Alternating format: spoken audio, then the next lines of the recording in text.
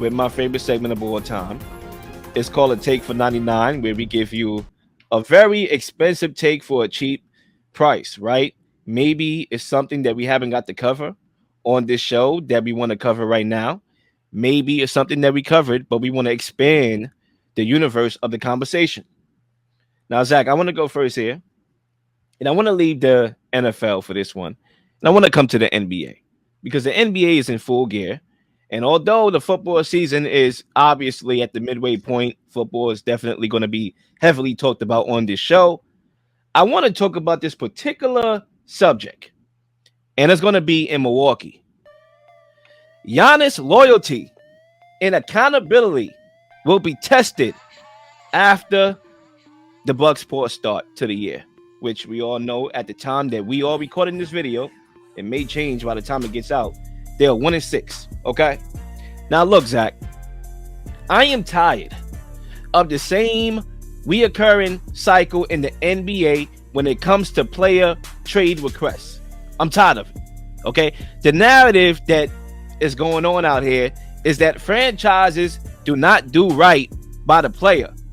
And there is examples of that, sure. But it's not the case here with Giannis and the Bucks, okay? The Bucks have done right by Giannis. Let me make one thing clear, okay? They dealt with plenty of trade rumor narratives pushed by the media, even though they wasn't legitimate, since 2019 and have responded every single time. In 2021, what they do? Trade for Jrue Holiday, trading 3 first-round picks. I remember that trade, and a lot of people didn't like it. They was like, that's too much for Jrue Holiday. But guess what? They made the trade. They won a championship. They gave Giannis a max contract that same season, and they won the chip. Okay? And before, I just want to say one thing.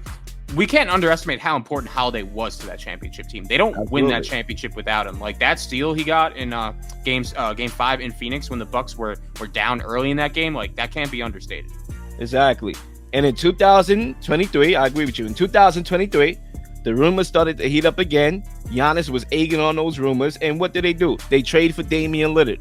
Okay, they fired Mike Budenholzer, replaced him with Adrian Griffin. They fired Adrian Griffin, okay, and replaced him with Doc Rivers. Okay, what more do you want, bruh? Okay, in the bubble, let's go to the bubble a couple years ago. They had championship aspirations. Giannis got hurt. Okay, even though they were down 0-3, Giannis got hurt. 2 seasons ago, when they fired Mike Budenholzer, Giannis got hurt. He got hurt in game 1, left game 1. I believe they lost game 1, or I don't know. I think they lost game 1. They lost game 2 because he missed game 2. Okay, last year he missed the entire first round against the Pacers with a calf injury, and the Bucks got bounced. All right, listen, if Giannis was not the player he was or is, his brother Tenasis will be slinging DVDs in a dollar van, bruh. Okay, they signed his brother. What more do you want? What more do you want from me? Okay, we gotta stop this. Okay, the Bucks are doing right by Giannis, and Giannis' loyalty will be tested, and accountability will be tested this season. And that's my take for 99. I like it, Lil, and I think to go into further detail, first of all, he wanted Budenholzer fired, right? That's a guy that won a championship, and although you could make the argument it was time for him to go, I think Giannis was really the one that drove that because he got hurt in that Heat series, and they still decided to move on from him anyway. That's a championship. He wanted Griffin. That was right. The guy he wanted. So they bring in Griffin. He was not good. He was terrible. And they make a move there when they were 30-13. And the Dame stuff he brought up. So all that being said, they have done right by him. And I think, too, when they hired Griffin, there was a report that they were like ready to hire Nick Nurse, a guy that won a championship in Toronto, but Giannis was like, nah, I want Adrian Griffin. He's the guy. And they stood right by him there. When I watch this Bucks team, man, I'm perplexed because we know what Doc Rivers is. He's not really a coach that could get you over the hump in the playoffs, but at least he's had good regular season teams. And when you have the amount of talent that this Bucks team has, they should be very good in the regular season. And they're not. They're 1-6. And I watched a little bit of that game on Saturday against the Cavaliers when Giannis and Dame were balling out. They combined for believe, almost 80 points, and they still found a way to lose. And I liked this Bucks offseason, right? I liked the addition of Gary Trent. Middleton is a guy, he has to get healthy. It's unfortunate because I'm a big fan of his, but he's getting older, and it's tough to rely on him to stay on the court. But although I agree with you, the Bucks have done right by Giannis. I kind of feel like this is inevitable, that he's going to be out of Milwaukee sooner rather than later. I don't know when exactly that's going to happen. There have been some rumors, like I think there was a report last week that multiple GMs around the league expect him to be traded this season, like in season. That would be wild. I don't really know if there's a team out there that would be able to give the Bucks the package they want, but it's not a fair fight. Like, fortunately for the Bucks, they were able to take advantage of this window. They won that one championship in 2021. But I think after they did that, it was like the feeling was, man, this guy's he's our franchise player. He's going to be here for the long haul. And the Bucks, this is not LeBron in Cleveland the first time around when they just didn't do right by him and they didn't surround him with a team. And although you could have your gripes about him starting the super team era with Miami, Cleveland, you could have blamed a little bit of that on them because they did not put him in a great position. The Bucks, they got Dame. They went with the coaches that he wanted, and it hasn't worked out. And it's the NBA. It's a flaw within the league. It's unfortunate, but I do think that in the next year, Giannis will not be a Buck. And it's super unfortunate because he came up with this organization. They've done right by him, listening to everything he says. But I think also, hiring Adrian Griffin was not the right move. And at least I knew that. And even though that's what Giannis wanted, sometimes you can't be afraid. Like, that's one thing about Pat Riley I've always respected. I know the Heat are not some perfect team, but he is not afraid to speak up to his superstars. And for the most part, it's really worked out for him. And I wish other teams around the league would be able to take that approach. And look, I just believe that when you look at the Bucks right now, clearly they miss Chris Middleton's shot creation and what he can do in the half court. But I also do believe that with all these rumors, I've seen rumors, and I don't like the rumors, right? Because I don't think we should. But I'm seeing that the Knicks is being linked to Giannis. And as a Knicks fan, I'll pass, right? And the reason why I'll pass is not because Giannis is not one of the best players in the NBA, right? Clearly, I know that. But number one, he's an injury risk. He's not worked to me for my team selling the farm for. I think what Towns has given us, because I know Towns will be part of that deal. I know it. If there was to be a potential deal, Towns will be in the deal. He's already given us what we need, which is floor spacing, his ability to stretch the defense, facilitating off ball movement, right? And all that, right? Right now we are playing well. Obviously, we lost last night. The East, the whole entire East is not playing well outside of Boston and Cleveland right now. But all we need is the time that we have, the amount of games we have to gain that chemistry. We don't need to tamper with this roster. We don't need to sell the farm. We don't even have depth, right? I'm fine with what we have. I think any team that trades for Giannis, be prepared to sell the farm for a guy whom is you have to have the right roster, right? Like, if he was to be on the Knicks, he needs his touches. That's going to take away from OG Anunoby and Mikal Bridges. So you got to make sure your roster could be built around Giannis and make sure you have enough depth when you trade for a guy like Giannis. I don't even know how you trade for Giannis, to be honest with you. But yeah, that's my take.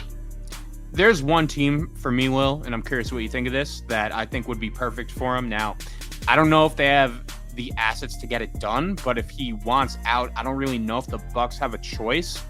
And for me, like, if you're the Golden State Warriors, this has to be your move. This has got to be the guy you go and get, because Steph Curry, he's still that dude. He's still a top player in this league. But the last few years, this team is, slowly declined. They are a fringe playoff team right now. They didn't even make it last year. And they have some young guys that could be intriguing. Kuminga at the top of that list. I don't really think him and Steve Kerr are ever going to see eye to eye. But they have Podziemski. They have Trey Jackson-Davis. Like, I don't really know if they have a package that would really make it work. But I think of all of the possible options, that is the team to me that makes the most sense. And you secure Steph Curry that, okay, not only do we want you to stay here, but this team has to be a championship contender, and we get that. And the only move for you to do that is go in and get this guy. So I think if he does get dealt, and I do expect him to get dealt, that would be the team for me that makes the most sense, would be Giannis to Golden State. 1,000%. Because the Bucks, let's be clear here, they're not going to get value as far as they're not going to get a Giannis back. Trading Giannis, it's not going to happen. So what they have to commit to, which I believe they should, when trading a guy like Giannis, is the full rebuild. and you get young guys like Kaminga and Brandon, who's going to be able to give you that core to build around, along with some picks that the Warriors could potentially add or attach to the deal. I think it's a great team. I think that would probably be the logical team. And remember, a couple years ago, I remember Giannis was on a live and somebody mentioned him going to the Warriors, and then he had that look on his face. I mean, to play with a guy like Steph, that would be the move that the Warriors need to make to extend the Curry window. So yeah, I agree. Before we move on, one last thing, like, where do you think Dame stands in all this? Like, are you That's surprised? the odd man out. And that's the odd man out, because clearly he didn't ask to go to Milwaukee. He wanted to go to the Heat, and we thought that was going to happen because we usually get, when players of his caliber say, I want to go somewhere, they bully the league not to trade for him, and then he gets what he wants. And now you're going to leave him up there in Milwaukee. I mean, you're going to have to trade Dame as well, I would assume, if you trade in Giannis. So we'll see. I don't know how Dame should feel about these rumors right now, but clearly he don't like being in Milwaukee. He said it, and I don't think this would help that. Yeah, I think Portland, he should have asked out. He still got game. He's still averaging like 26 points per game right now. He still could play. So he needs to be in a situation where he can compete. And you know what the thing that's bizarre to me is, it feels like he's at his best when Giannis is out. Like like last night, I know they lost, but he balled out against Cleveland. Milwaukee was actually in that game. And it just feels to me that he got like comfortable playing on a losing team, although putting up good numbers in Portland. And he should have asked out earlier. It would have made sense for both sides. I think of Anthony Davis. I remember that same offseason when Anthony Davis got traded to the Lakers. Like, Dame could have asked out too, and he decided to stay in Portland after they lost to the Warriors in the conference finals. And you're seeing the trajections of each guy's careers. Anthony Davis won a title with the Lakers. They made another conference final. Dame can't sniff that right now. And if Giannis gets traded, a ton of questions ahead for him as well. I agree, Zach. The mic is yours. Yes, Lil. I'm going to go back into the NFL for my take, and I've done this a lot on this segment before, so we might as well do it again. I want to revisit a prior segment and hit on it from a totally new angle, and it's actually the segment we just ended with, the NFL MVP conversation. And I wanted to talk about a guy that I think should be in the NFL MVP race that we haven't brought up yet because his team around him has let him down. I think he's playing the best football of his career, and I think he deserves some respect, and that's Joe Burrow. I've been so impressed with what he's done this season. I think if he had a better defense around him, the Bengals would be right there, and he would be in the MVP mix. And I bring him up because this is a guy that in the preseason, during our quarterback rankings, our world famous ones, I ranked Joe Burrow ahead of Lamar Jackson. I ranked Joe Burrow ahead of Josh Allen. And to be honest, I have no regrets about that. If you look at Burrow's numbers, he's 5th in the NFL in passing yards. He's 3rd in the NFL in passing touchdowns with 20. Jamar Chase has had a really good year. We know he's playing for a big payday. But besides that, these weapons are not good enough. T. Higgins has been banged up. And I was just so impressed with how Burrow dominated that game on Sunday against the Raiders. That was a game they really needed. Also, I'm sure many people have heard the reports about their young wide receiver, Jermaine Burton, a guy that's super talented, a guy that they really drafted, I think, to possibly be the T. Higgins replacement. And they reportedly built their whole game plan around him on Sunday, but he did not show up to their team meetings. This is a rookie, a guy that was drafted in the 4th round that has not proved anything yet in the NFL. We know about this Bengals organization. They're historically cheap. Their defense has regressed in a big way. They're going to lose T. Higgins. We know that they could have traded him a few years ago, but they decided not to and go all in because they thought they had a Super Bowl roster. They clearly didn't, but the quarterback is not a reason why. There are so many quarterbacks around the league that we're questioning. Dan, did their respective team make the right decision to pay him? Trevor Lawrence is a guy that comes to mind. Tua comes to mind. I know he's played well, but he had Dak. Jordan Love has struggled. We talked about him. There's so many quarterbacks around the league where we have their teams questioning, like, man, did we pay this guy? Was that the right move? But the Bengals have no doubts, no regrets about that. And I am really excited for this game on Thursday Night Football this week. We have the Bengals on the road in Baltimore against the Ravens. The Bengals are sitting at 4-5 right now. And if they want to turn their season around, they could go into Baltimore, the scene of the crime last year, where Joe Burrow suffered a season-ending wrist injury. Can they go on the road as underdogs and find a way to knock off their division rival and get back in the playoff race? Because their quarterback is playing well enough to do it. He is balling out. I thought he was the best quarterback I watched on Sunday this week when he just dominated the Raiders from start to finish. I also think they made a nice under-the-radar move picking up Khalil Herbert from the Bears. They lost Zach Moss. Well, he might be out for the season with a neck injury, so I think it was important to add another running back, get another body in that room. And I just wanted to shout out Joe Burrow because I think he is playing MVP caliber football right now. And if he keeps doing this, he could find his way into that mix for this award later on in the season. And that would start with the win on Thursday Night Football in Baltimore if you're the Bengals. Yeah, I think for me, man, Joe Burrow definitely has been playing well. And a lot of people don't talk about it because, they're losing record right now. They're trying to claw back into the playoff discussions, trying to call back into the AFC North. And he's averaging, I believe he's completing like 70% of his passes right now, having arguably his best season. And unfortunately, there's not a lot of wins to, back that up. I'm pretty sure if they were winning, if their record was the opposite and they were at least like the Ravens, only lost 3 games, then he'd probably be the favorite right now. That's how well he's been playing. But unfortunately, his defense has let him down all year long. I do believe when you look at that offense in particular, it's just a little bit different. Like they're like the Chiefs. They adapted. They used to be making explosive plays down the field. Now everything's a check down. Now everything is more methodical. And that's what you trade in. It's called evolving. It's called adjusting to the defense that is being played against you. I would have loved to see them win the Eagles game. I thought that was a game they should have won, especially when you're trying to build back and cover some of that ground. But I agree 1,000%. This week, Thursday Night Football, Amazon Prime at that. We got a very good treat on our hands, and hopefully we can see Joe Burrow finish what he tried to start last year around this time.